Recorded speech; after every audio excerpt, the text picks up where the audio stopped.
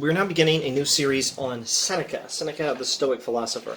Now, I have no idea how long this series will last. I'm likely to go through several different texts from this book, maybe not all of them.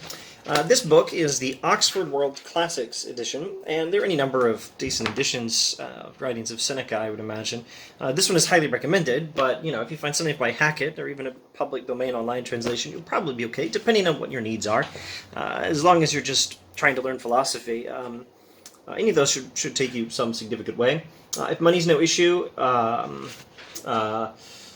maybe spend some more money on one. I don't think this one is particularly expensive, but more expensive than a public domain online translation. Anyway, the first text in this edition is the text on Providence. Without checking the Latin, I dare say that's De Providentia. Okay, you have asked me, says Seneca, Lucilius. You have asked me, Lucilius, why, if the world is governed by providence, it is still the case that good men suffer from many misfortunes. Now, who is Lucilius? Do we even need to care? Well, the nifty Oxford edition gives you this set of explanatory notes in the back, and you can consult that if you wish to get the one-paragraph summary of who Lucilius is. I will just note that Lucilius is someone to whom Seneca is sending this piece of philosophical writing, but this piece of philosophical writing is also a letter, I believe. It appears to be a letter, much like, some writings of Epicurus are philosophical writings, but also letters, much like some writings of the New Testament are theological treatises, but also letters. The Book of Romans is a theological treatise, and it is also a letter to the church in Rome. So this is a letter and also a philosophical treatise. If you don't know that word, it's Treatise. It's not a treatise, Treaties, referring to more than one treaty between two different countries or something. No, Treatise refers to a particular kind of writing. Okay, you have asked me, Lucilius, why, if the world is governed by providence, it is still the case that good men suffer from many misfortunes. So Lucilius, the most important thing is, Lucilius is the guy who asked Seneca for his commentary on why the world, if governed by divine providence, still has good people suffering. Seneca says, this question would receive a more fitting answer in a coherent work that set out to prove that providence does preside over us all, and that God concerns himself with us. But since your wish is that a small part be severed from the main question, that a small part be severed from the whole, and that I refute a single objection without tackling the main question, I shall turn my hand to a task that is not difficult. It is the God's cause I shall be pleading. Okay, so it would be ideal to have a longer book arguing that there is such a thing as providence. And as part of that, explaining this particular issue, why, if there is providence, do good people suffer? But Lucilius has not asked for that, and I don't believe Lucilius particularly needs it. Let's see. It is superfluous, for present purposes, to show that this great edifice of the world does not stand without some power to guard it, or that the stars that assemble and disperse above us are not propelled by chance, etc., etc. He does, let's not etc., etc. this. Let's read it in more detail. He does a lovely job describing, with some beautiful language here, the effects of providence that we can observe in the world. This great edifice of the world does not stand without some power to guard it. The stars above us are not propelled by chance. That, though bodies whose motion is due to accident frequently become disordered and swiftly collide, our rapidly revolving heavens, governed as they are by eternal law, proceed without hindrance. Displaying so many things by land and sea, so many radiant lights in the sky, all gleaming in fixed order, that this system is not produced by matter which moves randomly, and that such combinations as do result from chance are not dependent on the great artistry that makes the earth, with all its mighty weight, remain stationary, observing the swift passage of the heavens as they whirl around it, that makes the seas, flooding the valleys, soften the land, and feel a increase from the rivers, and makes enormous growth rise from the smallest seeds. Not even those natural events which appear capricious and undetermined, I mean showers of rain and clouds, the strokes of crashing thunderbolts, and the fires that leap up from shattered mountain peaks, that would be volcanoes, the tremors of the ground when it quakes, and the other motions caused around the earth by the violent element in nature, not even those occur without reason. However suddenly they occur, no, they too have specific causes, etc., etc.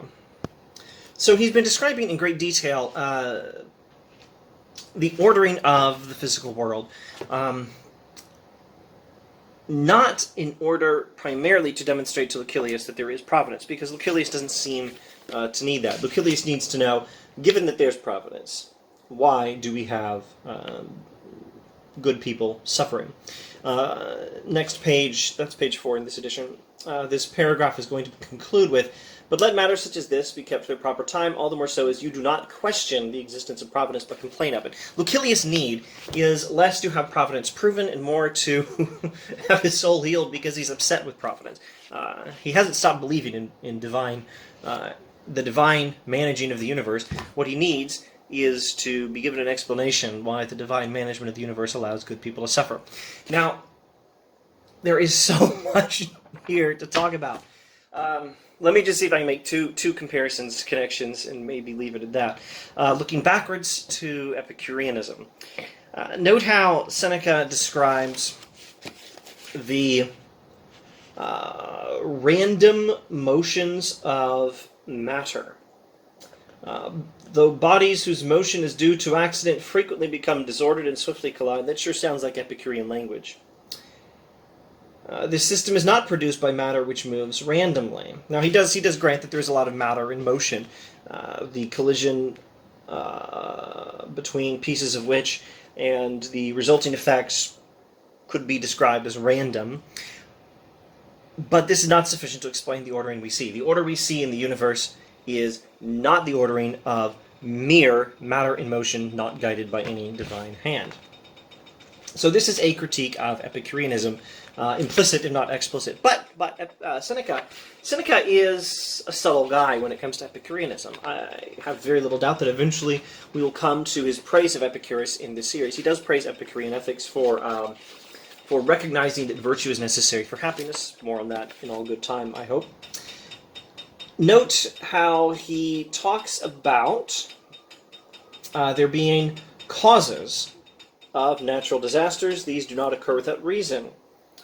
They too have specific causes. Not even those natural events which appear capricious and undetermined occur without reason. There are causes for natural disasters, and they may appear capricious and undetermined, but they're not exactly like that. So he's agreeing with Epicurus to some extent. Natural disasters are not caused by whimsical gods. There is an explanation. He agrees with Epicurus to that extent. Now, let's look forward to my homeboy Boethius. Boethius' Consolation of Philosophy is going to be drawing from this book, drawing from Seneca in general, drawing from Stoicism in general, and, for that matter, drawing, I dare say, from this very passage. Without going into a lot of detail, I think you'll find in Book 1 of Boethius' Consolation of Philosophy some discussion of how the physical world is nicely governed by God. You know, the stars follow their course properly. You can even predict the things. And this is different from the world of humans, because humans don't follow the laws prescribed for them like the stars do. The stars are a magnificent testimony to God's providence. So why doesn't human behavior follow God's rules like the stars do? This is Boethius' complaint. He's setting himself up, and Boethius is setting himself up somewhat like Lucilius, as needing the philosophical explanation, the consolation of philosophy, to explain why providence, which is evident from nature, allows good people to suffer. So Boethius is going to give his own explanation, and of course it's going to draw a lot from Augustine and from Christianity. It's not going to be a purely Stoic thing. So just as Seneca is not... Seneca is a subtle guy critiquing Epicureanism, but also agreeing on some points with Epicureanism and drawing from Epicureanism to some extent. Boethius is going to be the same way with respect to Seneca the Stoic. Let me see if I can make one clarification. And perhaps actually we should just stop there and go into some of the details of what he says about providence in the next video. And who knows, one video may be sufficient to finish introducing this particular text, and perhaps we can move on to other texts. But before we do that, in subsequent videos, let's go to a brief explanation for anyone who came to this video without knowing all the background terminology. I've been using these terms, and I haven't explained all of them. Epicureanism, Epicurus, Seneca, Stoicism, Boethius, Providence, the consolation of philosophy. So, what terms do I need to define here? Well, the consolation of philosophy is a title of a book written by Boethius, if that wasn't clear. And who is Boethius? Boethius is this early medieval Christian philosopher. Oh, I mentioned Augustine, didn't define Augustine either. Augustine's a more early medieval Christian philosopher, or a church father.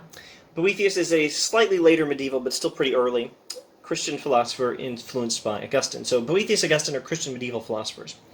Boethius wrote the book The Consolation of Philosophy, in which he, like Lucilius here,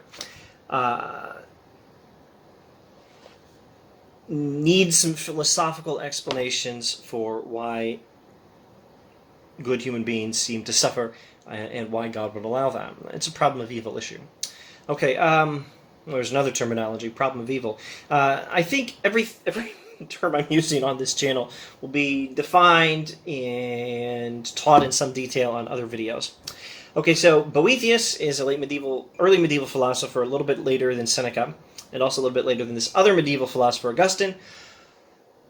And Boethius draws from Seneca to some extent. Seneca is the author of this book and the subject of this current series. Seneca is a Stoic. Stoicism is an ancient school of philosophy, which I will now give an only 1 minute introduction to, 1 sentence introduction to. Stoicism is a philosophy that centers on the idea that virtue is both necessary and sufficient for happiness. Epicureanism, now, inspired by Epicurus, is this other ancient philosophy, the main competitor to Stoicism for a while. And it teaches that virtue is necessary for happiness, but it's different from Epicureanism in many other ways. For example, it does not teach that the gods manage things on this earth. It teaches that the gods don't really care. They don't need us, and so they don't really care about us. They don't do much. Epicureanism, I've explained, and I've explained why Epicurus teaches this and why he thinks it's an edifying doctrine in other videos. All right.